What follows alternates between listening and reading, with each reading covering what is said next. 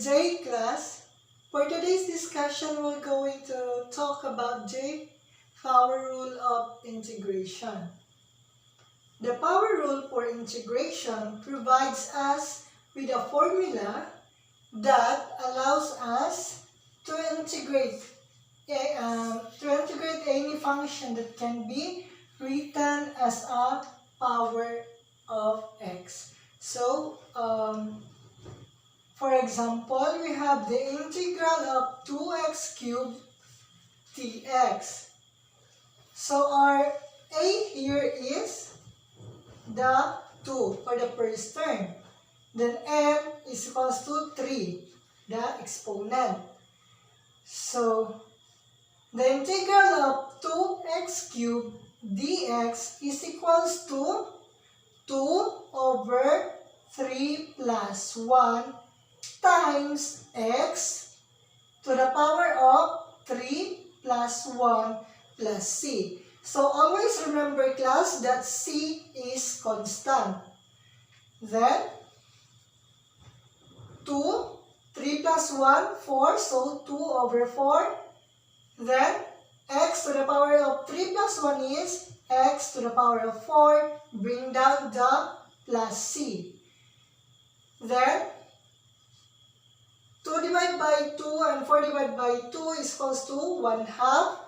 Then bring down x4 plus c. So the answer would be, the answer of 2x cubed integral of 2x cubed dx is 1/2 x4 plus x to the power of 4 plus c. So example number 2. The integral of 4x cubed dx. So what is our a here? Yes, it is 4. So because 4 is the first term. So a is equals to 4. And what is our n? Very good. It's 5. So the integral of 4x cubed dx is equals to 4 over 5 plus 1 multiplied to, yes, x to the power of 5 plus 1 and, yes, plus c. Very good. 4 over 5 plus 1, so 5 plus 1 is equals to 6. So 4 over 6, then x to the power of 6 plus c. So don't forget the c. Then, what is the factor of 4 over 6? We have 2 over 3 because 4 is divisible by 2 and 6 is divisible by, yes, 2. So 2 over 3 x to the power of 6 plus c. So the answer for integral 4x cubed dx is equals to 2 over 3 x to the power of 6 plus c. Okay. Let's have another example. We have the integral of 5 over x to the power of 4 dx. So the integral of 5 over x4 dx is equals to, yes, we have 5 x to the power of negative 4 dx. Then we have 5 over negative 4 plus 1, then x to the power of negative 4 plus 1 plus c. So 5 over negative 3 because negative 4 plus positive 1, we have, yes, negative 3. Then x to the power of negative 3 because negative 4 plus 1 equals to negative 3. Then plus c. So bring down 5 over negative 3 times 1 over, yes, x cubed plus c. So the answer for integral 5 over x4 dx is equals to, yes, 5 over negative 3 times 1 over x to the power of 3 plus c. So let's have another example to further understand the topic. So we have the integral of 2 times the square root of x dx. So we have the integral of 2 times to the square root of x dx is equals to 2 times x to the power of 1/3 dx. So we will going to have 2 over 1 over 3 plus 1. Then x to the power of 1/3 plus 1 plus c. So when we will going to add 1/3 plus 1, we're going to have 2 over, yes, 4 over 3. X to the power of 4 over 3 because 1/3 plus 1 equals to 4 over 3, then plus c. Then we have our final answer. We have 3 over 2 times the square root of x to the power of 4 plus c. So the answer for the integral 2 times square root of x dx is 3 over 2 times the square root of x to the power of 4 plus c. So did you understand, class? Okay, since you understand the topic, we're going to have a activity. So you will group yourself into 5. So after I think 10 minutes, we will going to answer the activity. So this is the activity.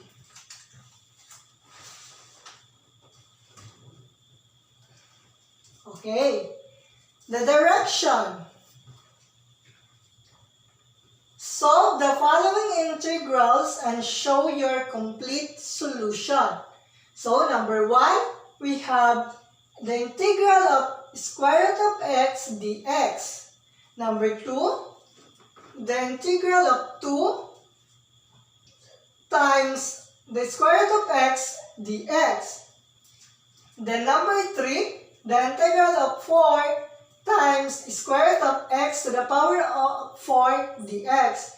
And number 4, square root of 6 to the power times square root of x dx. And number 5 is integral of square root of x over 4 dx. So, you may start now. Okay, time's up. You may now exchange your paper to your seatmates. Okay. So, now, we're going to answer our activity. So, for number 1, integral of square root of x dx. Then, the answer would be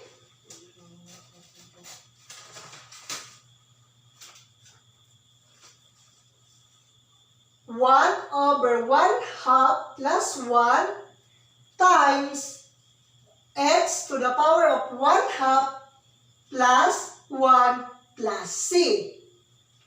So, did you get? Okay, very good. Then, 1 over 1/2 plus 1. Yes, we have 3 over 2 times x to the power of 3 over 2 plus c.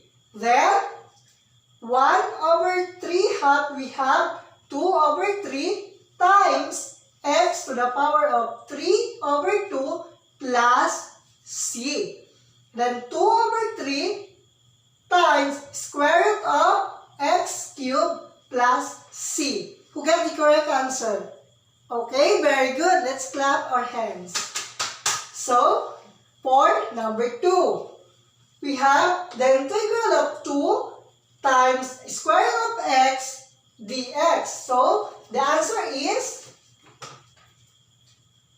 okay, 2 over 1 over 3 plus 1 times x to the power of 1/3 plus 1 plus c.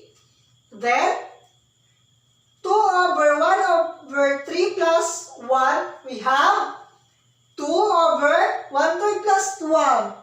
Very good. We have 4/3 times x to the power of 4/3 plus c.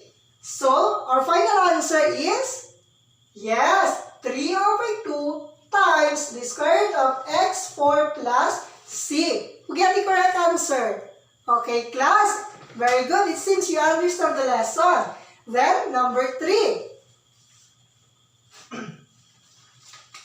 We have the integral of 4 times square root of x to the power of 4 dx. Then we have 4/5 plus 1 times, yes, x to the power of 4/5 plus 1 plus c. Very good. Then we have 4/9/5 times x to the power of 9/5 plus c. Then 4/9/5 is equals to, okay, very good, 20/9 times, yes, square root of x to the power of 9 plus c. So the answer for number 3 is, yes, it's 20/9 times square root of x to the power of 9 plus c. So, you get the correct answer? Okay, very good. Let's clap our hands. Then, for number 4, we have the integral of 6 times square root of x dx. We have 6/1/2 plus 1 times x to the power of 1/2 plus 1 plus c. So, we're going to have 6/3/2 times x 1/2 plus 1 plus c. So, the answer would be 4 times square root of x cubed plus c. So, this is our final answer. Now, for the last number. Then we have number 5. We have the integral of square root of x over 4 dx. So, we have 1/4 over 1/3 plus 1 times x to the power of, yes, 1/3 plus 1 plus c. Very good, class. Then we have 1/4 over 1/3 plus 1. Yes, very good. 4/3 times x to the power of, yes, 4/3 plus c. Very good. Then we have 3/16 times square root of x4 plus c. So, this is the final answer. Okay, class, who get the perfect answer? Who get the perfect score? Okay, very good. Let's clap our hands. Since we are done with our activity, we will now first go back to your seat. Okay, very good. Then, since we're done with our activities, we're going now to have our evaluation so that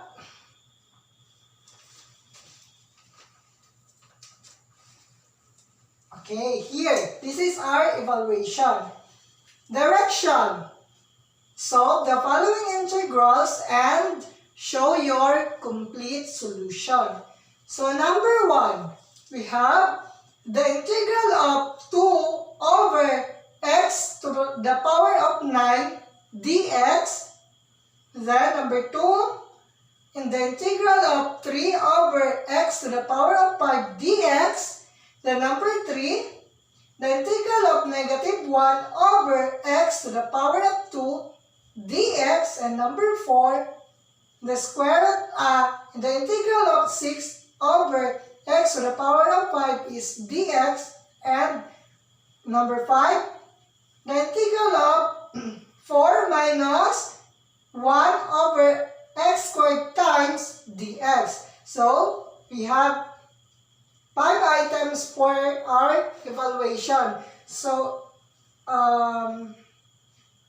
number 1, 2, 5 is equivalent of, so each item is 5 points. So, you may now start. Okay, class, are you all done? Okay, exchange your paper. We're going now to answer our evaluation. So, have here. So, number 1, we have the integral of 2 over x to the power of 4 dx. So, we have 2 over negative 4 plus 1 times x to the power of, yes, negative 4 plus 1 plus c. Then we have negative 4 plus 1, yes, with negative 3. So, 2 over negative 3 times negative 4 plus 1, negative 3 plus c. Very good. Then, 2 over negative 3x cubed plus c. So, the answer for the integral 2 over x to the power of 4 dx is, very good, class, 2 over negative 3x cubed plus c. Then, for number 2, we have the integral of 3 over x to the power of 5 dx. So, we're going to have 3 over, yes, negative 5 plus 1 times, okay, very good, x to the power of, very good, negative 5 plus 1 plus c. Then we have negative 5 plus 1, very good, class, 3 over negative 4 times x to the power of negative 4 plus c. So we have 3 over negative 4 x to the power of 4 plus c. So the final answer in number 2, we have 3 over negative 4 x to the power of 4 plus c. Then number 3, we have the integral of negative 1 over x squared dx. We have negative 1 over negative 2 plus 1 times, yes, x to the power of negative 2 plus 1 plus, yes, c. So, equals to x to the power of negative 1 plus c. So, the answer for number 3 is 1 over x plus c. Okay, very good, class. Then number 4, we have the integral of 6 over x to the power of 5 dx. We have 6 over, yes, negative 5 plus 1 times x to the power of, yes, negative 5 plus 1 plus c. Then, 6 over negative 5 plus 1. Very good. We have 6 over negative 4 times x to the power of negative 4 plus c. So, what is our final answer? Okay, very good. We have 3 over negative 2. Yes, x4 plus c. So, this will be our final answer. Then, for the last number, number 5, the integral of 4 minus 1 over x squared times dx, we have 4x minus 1 over, yes, negative 2 plus 1 times x to the power of negative 2 plus 1 plus c. So, 4x plus x to the power of negative 1 plus c. So, the final answer is 4x plus 1 over x plus c. So, class, that would be all our discussion for today. Thank you for your cooperation. So, for your assignment, study in advance about the odd and even factors of sine and cosine. So, again, I am Jomairey Sunano, BS Ed Mathematics 3. Thank you.